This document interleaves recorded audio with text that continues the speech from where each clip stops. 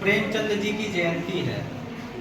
प्रेमचंद जी कथा सम्राट तो थे ही, साथ ही साथ इन्होंने हिंदी साहित्य के अनेकों विधाओं में अपनी रचनाएं की और उनकी रचनाओं का जो मूल आधार था वो ग्रामीण जीवन, खास करके ग्रामीण समाज में शोषित और वंचितों की जो आवाज़ होती है उनकी लेखनी में वह बुलंद होती हुई दिखती है।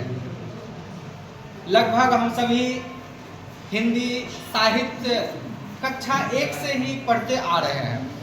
सभी विषयों के बच्चे, चाहे वो बाद में चल करके कला, विज्ञान, वाणिज्य के अलग अलग भाग में आ गए हैं, किंतु हम लोग हिंदी से कहीं न कहीं लगातार जुड़े थे और जुड़े हैं और आने वाले समय में भी जुड़े रहेंगे।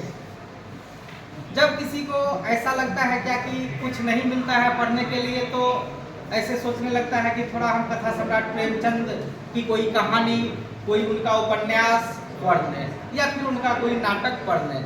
तो इस तरह से पढ़ करके हम लोग जो ग्रामीण समाज की जो स्थिति थी हमारे देश में, उस स्थिति को समझ पाते हैं। चाहे वो गोदान हो या फिर उनकी कहानी कफन हो या 8-9 में शायद आप लोगों ने ईदगाह, है ना, ईदगाह में किस तरह से वो एक तरह से बाल मनोविज्ञान का सूक्ष्म अंकन किया है कि एक बच्चा जो हामिद होता है उसके अंतर्मन में अपने दादी के प्रति किस तरह से संवेदना जगता है, उसका बड़ा ही सूक्ष्म उन्होंने मूल्यांकन किया है। ऐसी तमाम तरह की उनकी कहानियां हैं, चाहे वो सदगति को ले लें या फिर ठाकुर का कुआं को ले लें। तमाम तरह की उनकी लगभग 300 से भी अधिक कहानियां हैं जिसमें ग्रामीण जीवन की जो त्रासदी है, समाज में एक तरफ सामंत वर्ग है तो दूसरी तरफ शोषक वर्ग है, शोषित है। इन सारी स्थितियों का उन्होंने जो मूल्यांकन किया है वो अपने आप में अद्भुत है। तो आज उनकी जयंती है, उस जयंती के उपलक्ष्य में हम लोग आज उपस्थित हुए हैं। उनके तैल चित्र पर हम लोग माल्यार्पण कर किसी को अगर कुछ प्रेमचंद के संदर्भ में अगर बोलना हो तो वो बोल सकते हैं। सबसे पहले हम लोग उनके तैल चित्र पर माल्यार्पण करेंगे, तो सभी देखेंगे। इसके लिए मैं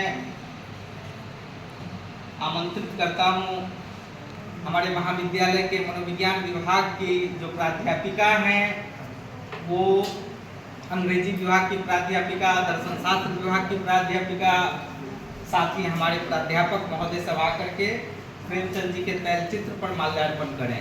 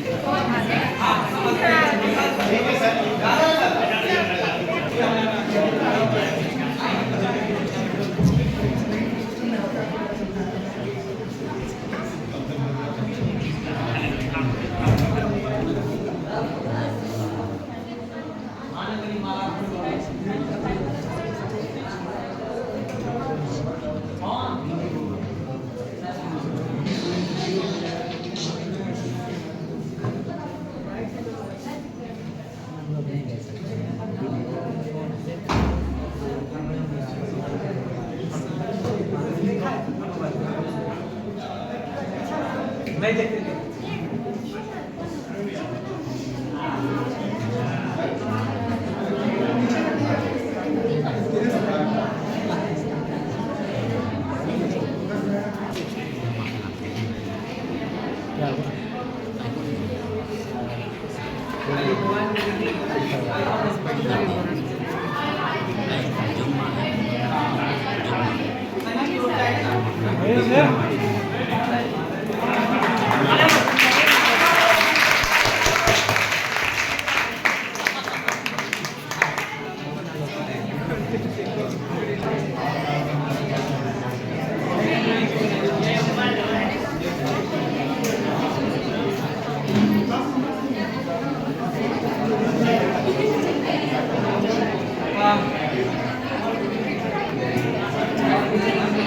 अभी हम लोगों ने तैलचित्र पर माल्यार्पण किया।